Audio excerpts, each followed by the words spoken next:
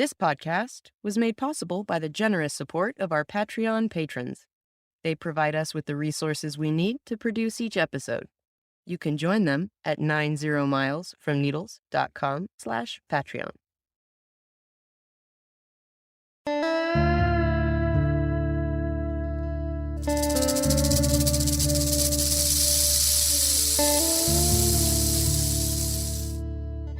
The sun is a giant blowtorch aimed at your face.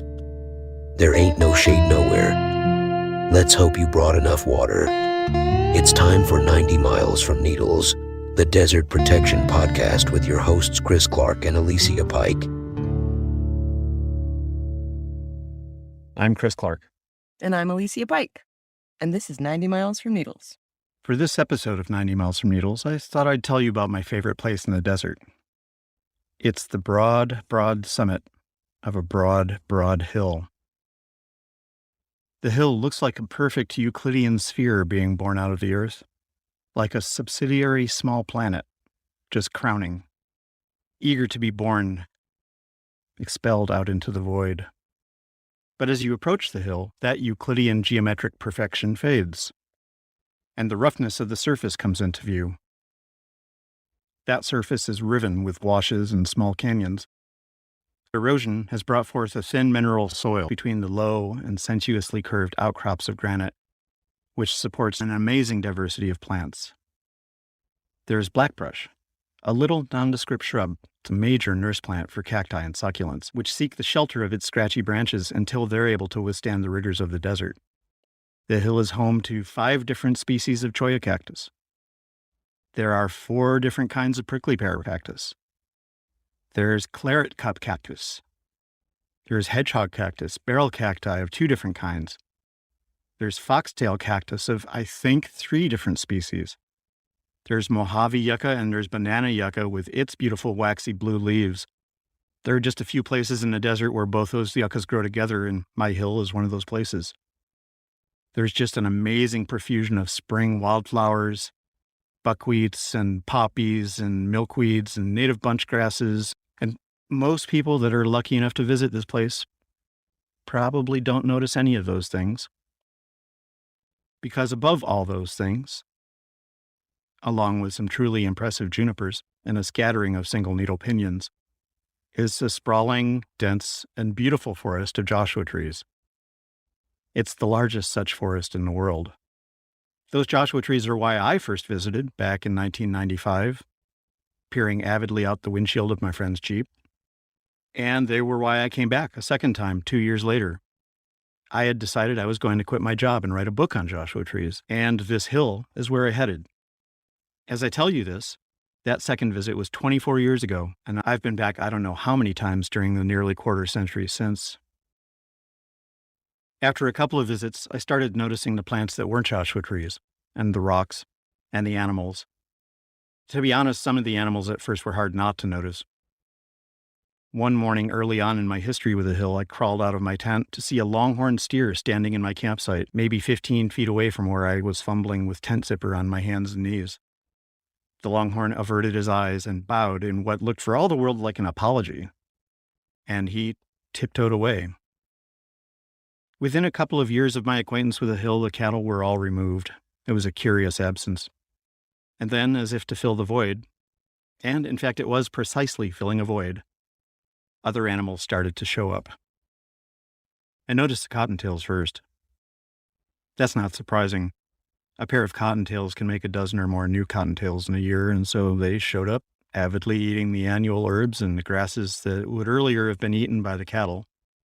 Antelope squirrels came back at about the same time. They're those little white-striped ground squirrels that newcomers to the desert call chipmunks. Then came the round-tailed ground squirrels and the rock squirrels, which have some of the most amazingly beautiful fur I've ever seen on a mammal. Not long after the rabbits and rodents showed up, I began to hear coyote song at night. I'd never heard it there before. The hill was recovering from a century of grazing. The last night of a long road trip through the Arizona and Nevada desert, I got to my usual campsite just about as the sun was setting, The whole countryside was suffused with this bright orange light. I walked a little ways from my campsite toward the mountains that formed the eastern skyline of this hill. And in that golden light, I came upon a wide clearing with a dozen cottontail rabbits, eating plants that had grown after the spring rains. They all scattered, except for one. For some reason, I still don't understand, that one cottontail decided to take a chance and save her energy, gambling that I wasn't going to eat her. Turned out to be a good bet. I sat. She sat. We faced the setting sun and watched it go down slowly over the horizon together. It was a moment of calm, interspecies companionship that I still treasure to this day. One September night, a few months after my beloved dog Zeke had died, which was a far greater blow than I had expected, I got to my campsite after dark. I started my usual fire. I took some photos of the night sky, and then I melted down. I raged at the futility of life, at the law of entropy, at the cruel joke that is the relative lifespans of dogs and humans. The hill withstood my rage. I slept. And when I awoke, the world had changed. There had been a summer rain and the consequent late flowering of fall annuals. The local shrubs put out some flowers, and the cacti and the milkweed and the mariposa lilies burst into bloom. Cinchweed was blooming, tiny yellow ground-hugging daisies that smell like cumin. There were poppies that were essentially like coastal California poppies, except 1/10 the size. It was just a profusion of color that greeted me on the morning after my night of catharsis. And that color wasn't limited to the ground. Before I rubbed my eyes to clear the sleep out of them, it seemed as though the flowers were floating past on the breeze. My eyes focused, and I realized that those floating flowers were actually thousands, probably tens of thousands of migrating butterflies. Yellow swallowtails and painted ladies and dark-phased swallowtails and monarchs and queens and indras and white-lined hawk moths, and just an absolutely astonishing spectacle of light and flight and color and gentleness and softness and resilience. And this is what this place means to me. I could tell you so many stories from so many visits. I've been here with so many friends. I've been sleeping in that one campsite on this hill, making regular visits for almost 25 years. If anywhere in the world is home to me, it's that hill. Like I said, it's my favorite place in the desert, possibly the world. And I wish I could still go there. I wish I could still go there. But my favorite place in the desert exists only in the past. In August 2020, my phone buzzed. A friend had texted me, "What do you know about the fire on Cima Dome?" I didn't get anything done for the rest of the weekend. Monsoons had been sweeping across the desert, those summer storms that bring with them intense lightning. On Saturday, August 15th, 2020, in the afternoon, around 3 o'clock, a barrage of lightning strikes hit just north of the summit of Cima Dome in Mojave National Preserve. The resulting fire spread incredibly rapidly.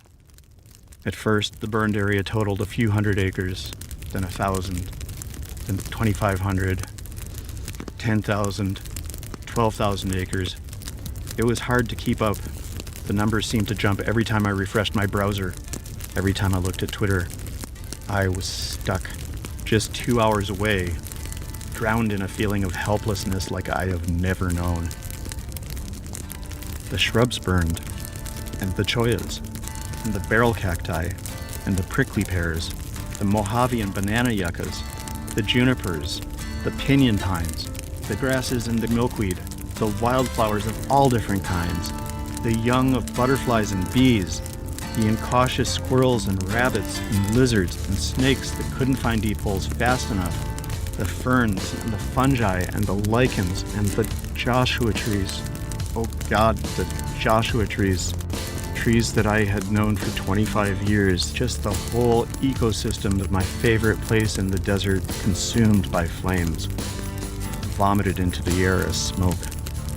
more than 43,000 acres of Cima Dome had been destroyed, killing 1.3 million Joshua trees and an unimaginable number of other plants, some of them incomprehensibly ancient. Many of them nearest plants essential to the survival of future generations of Joshua trees. A quarter of the world's largest Joshua tree forest had been destroyed. As I speak, that was more than a year ago, and the thought of it still cuts the heart out of me. And the place that I counted on as the center of my life, destroyed. My favorite place in the desert exists only in the past. But I wish I could show you. I wish I could show you. Ouch. All right, Chris. Why don't you show me what it looks like now?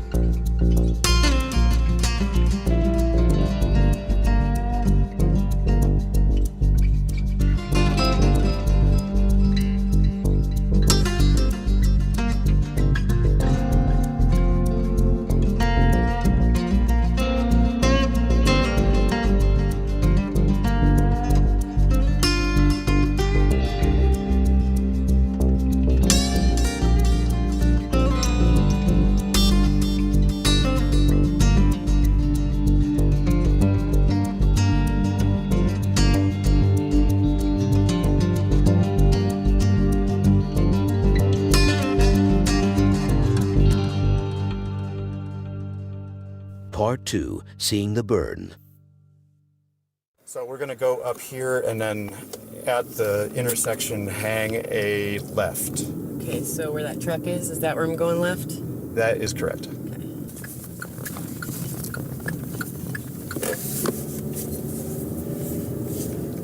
Okay, heading up Cima Road.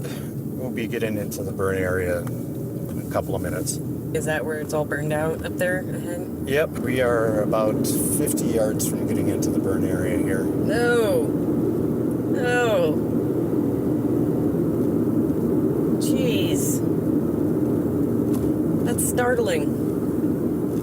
Holy moly.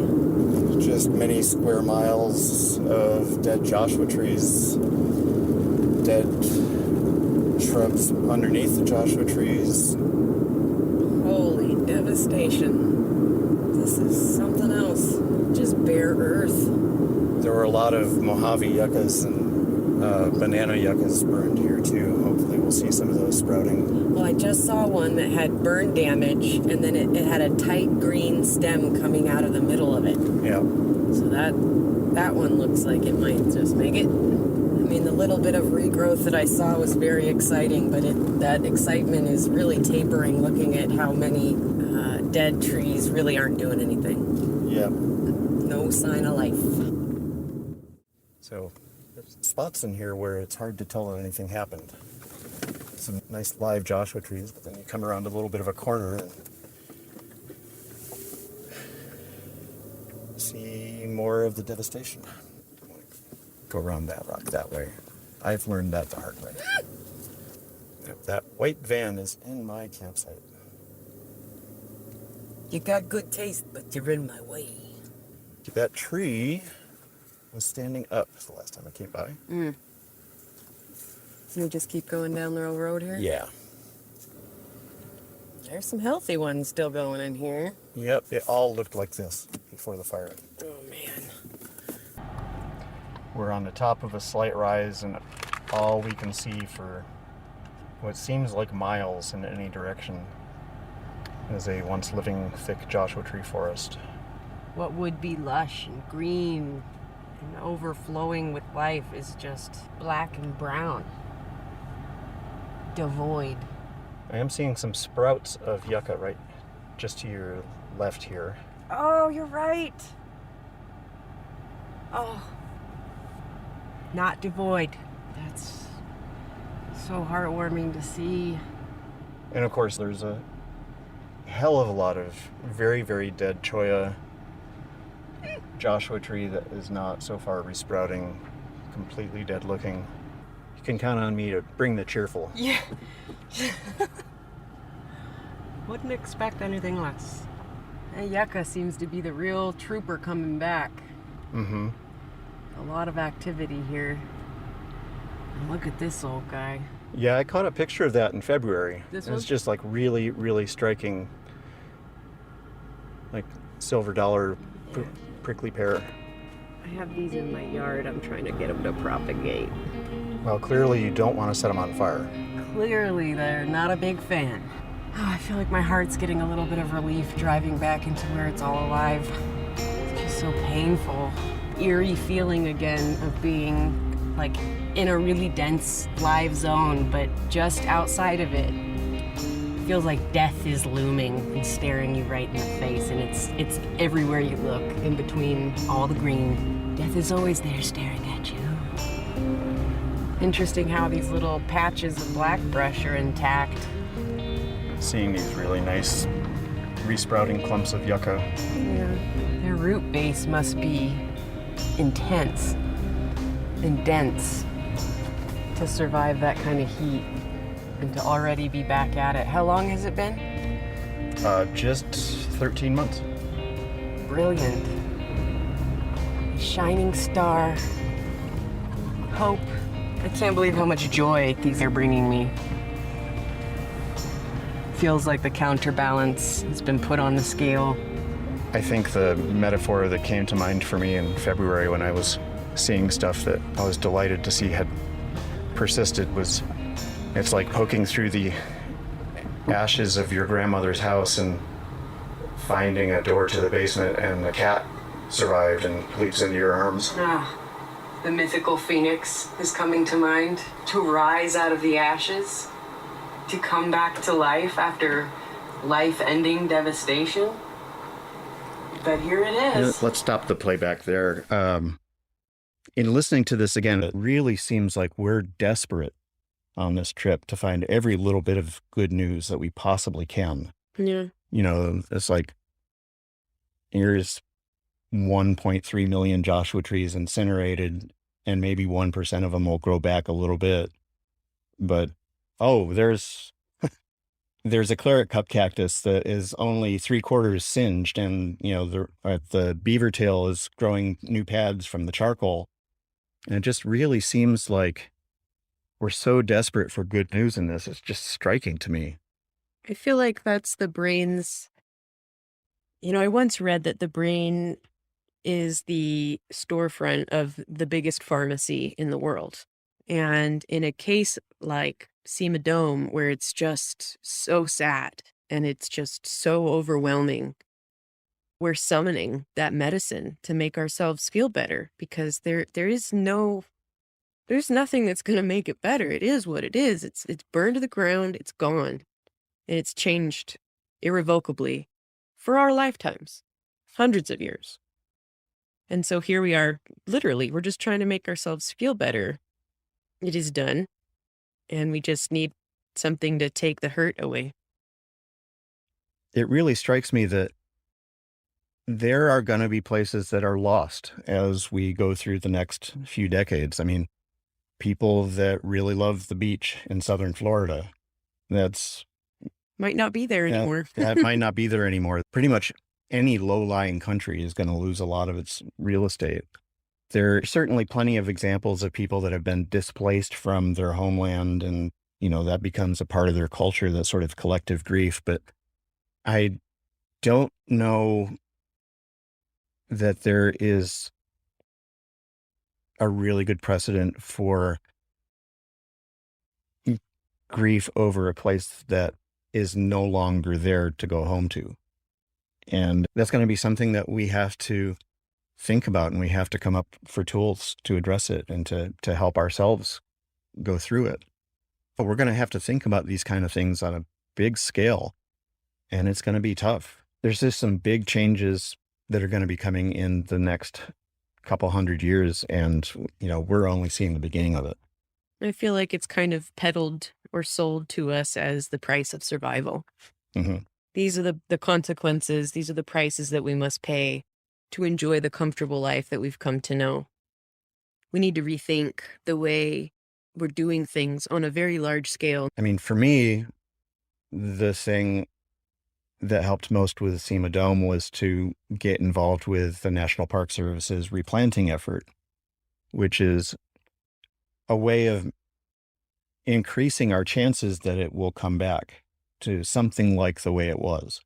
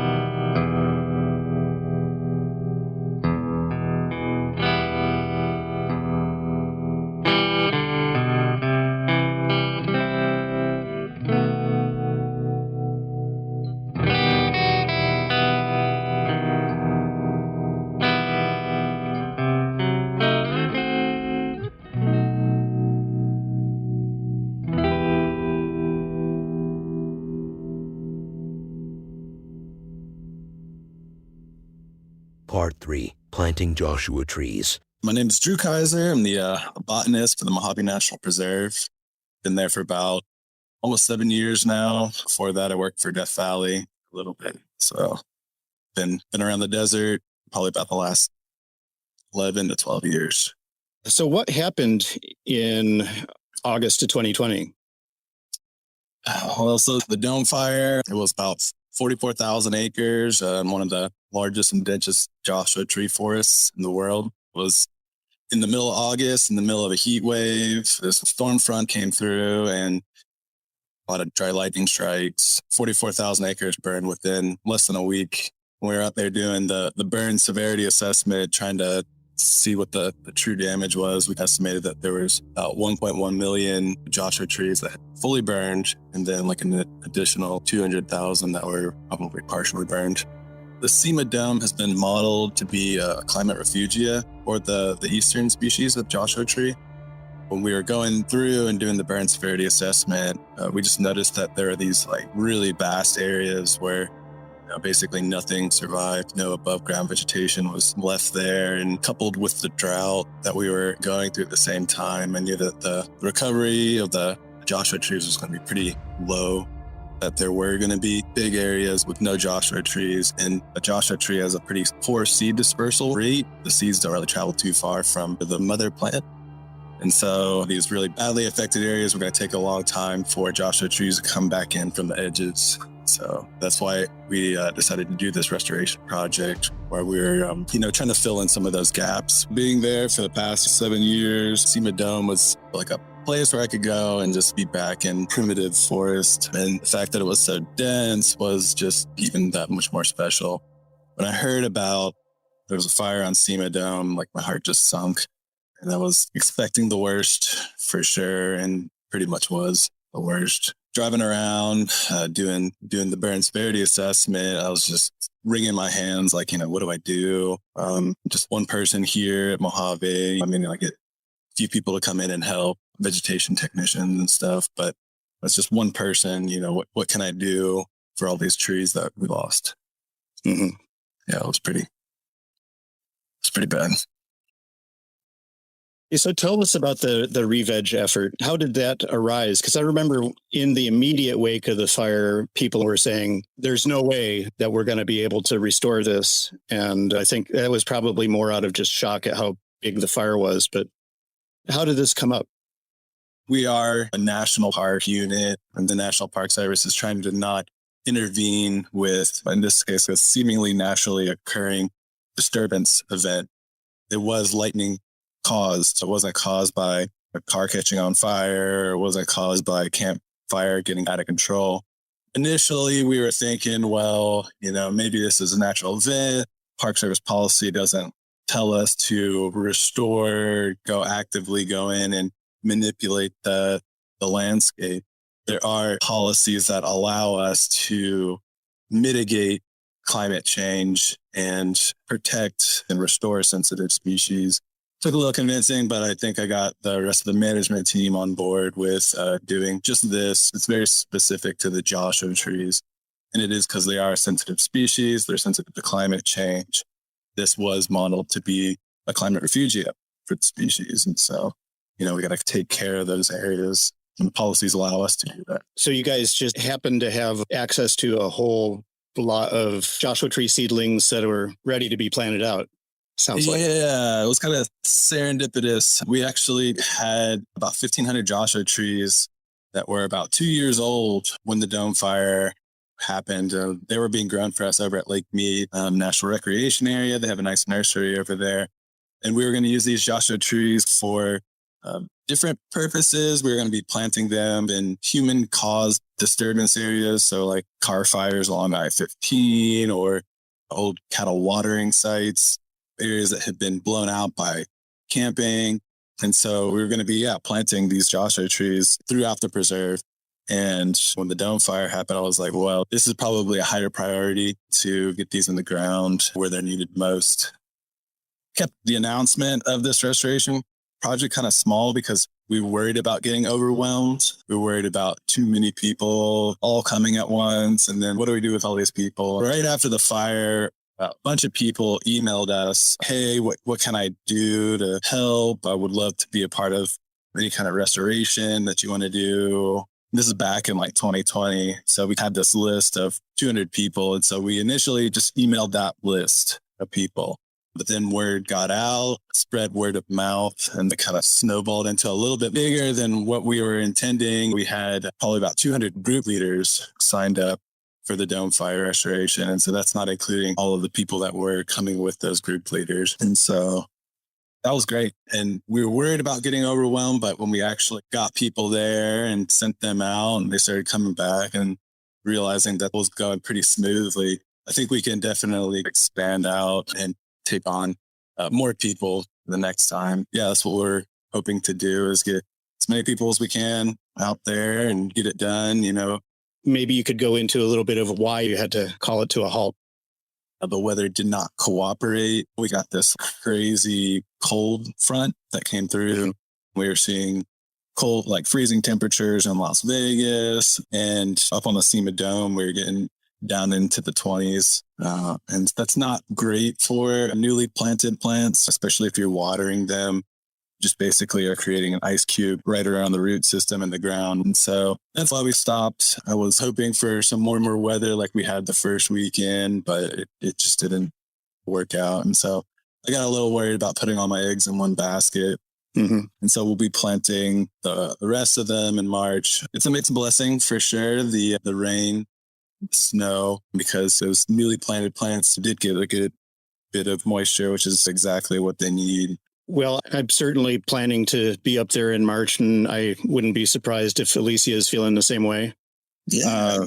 How do people get a hold of you if they're listening to this and they want to take part as well? My email address is Andrew_Kaiser, spelled Kaiser. And then that's at nps.gov. So you might get a response from some of my technicians. You'll definitely see me out there in March. So definitely come up and ready to do some good work. If you aren't able to come out and help plant, you might be able to help in other ways. Stay tuned for that. I'll say also that the restoration is going to happen every fall. We're going to be out there planting an additional 1,000 plants per year every fall for the next 3 years.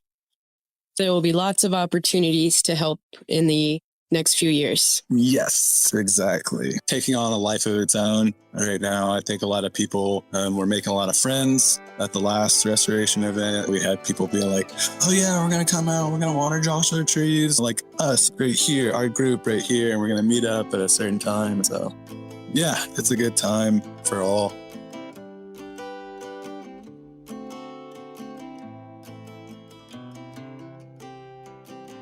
Here's where I have to come clean with all of you. I had run the idea of recording for this podcast past the people that were running the revegetation effort, and they said it was fine. And I loaded recorder and microphone and headset and all the usual accessories into my backpack. My friend Brendan and I got in the car, drove up to Cima Dome, and then I didn't record any planting.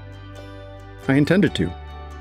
I had thought we'd get some good sound effects of people walking around in the soil and shovels going into the earth and people talking about how to plant things, and it would be colorful.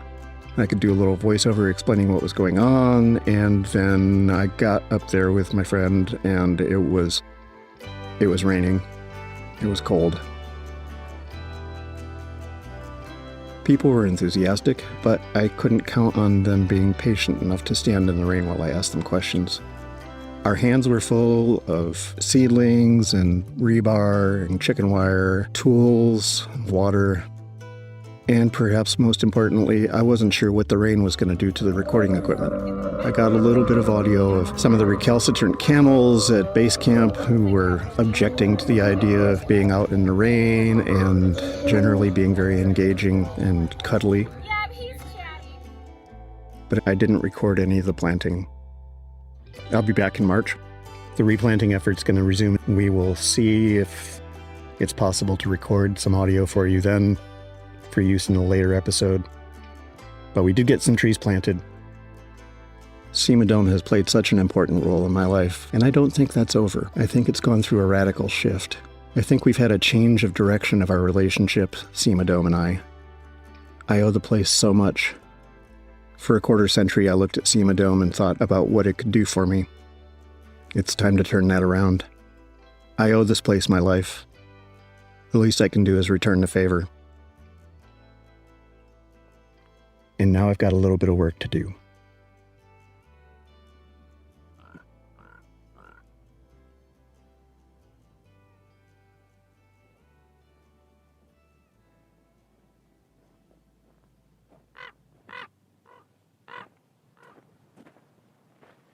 There it is. Put the backpack down.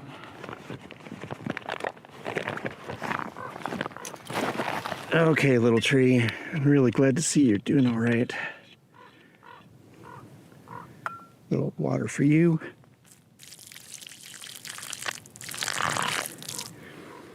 A little bit for me.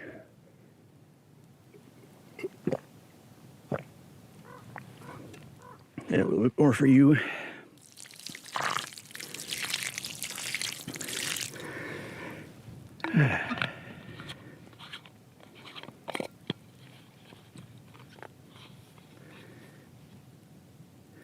Looks like it actually might have put on a little bit of new growth. Sitting here in the dappled shade of a crispy fried pencil cholla. Something I didn't notice when we were here in December. Possibly because it was socked in, overcast, raining, and possibly because it was fucking cold. Is that there's a really nice view from this spot. You can see the New York mountains, Kessler Peak. I don't know. If some of the physicists are right, and the apparent forward motion of time is an artifact of our limited perception, then I'm still here, 38 years old, camping in an unburned forest. If other physicists are right, then there is some universe somewhere that branched off from ours a couple of years ago where this fire hasn't happened yet. Neither of those ideas is particularly comforting. This is still my favorite place in the desert.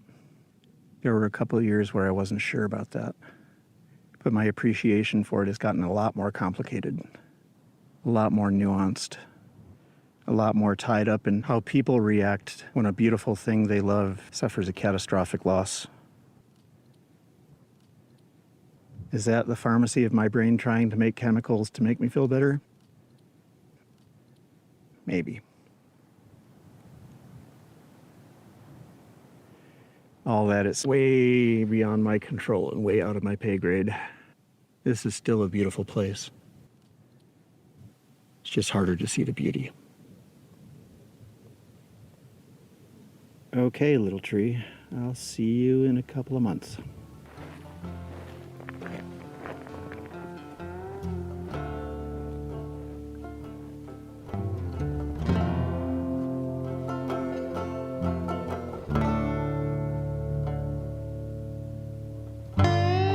This episode of 90 Miles from Needles was produced by Alicia Pike and Chris Clark. Editing by Chris. Thanks to Drew Kaiser for the interview. To find out more about the Cima Dome replanting effort, see our show notes. Podcast artwork by the very talented Martine Mancha. Intro and outro music is by Brightside Studio. Other music by Slipstream. Follow us on Twitter at 90mi from Needles and on Facebook at facebook.com/90 miles from Needles. Find us at 90milesfromneedles.com or wherever you get your podcasts. Call us at 760-392-1996 and tell us what you think of the podcast, or leave a review on your favorite podcast app. Thank you to our newest Patreon supporters, Kathy Davies, Scott Fajak, Parker James Lloyd, and Lisa Morgan. Join them and support this podcast by visiting us at 90milesfromneedles.com/Patreon and making a monthly pledge of as little as $5. Crucial support for this podcast came from Tad Coffin and Laura Roselle.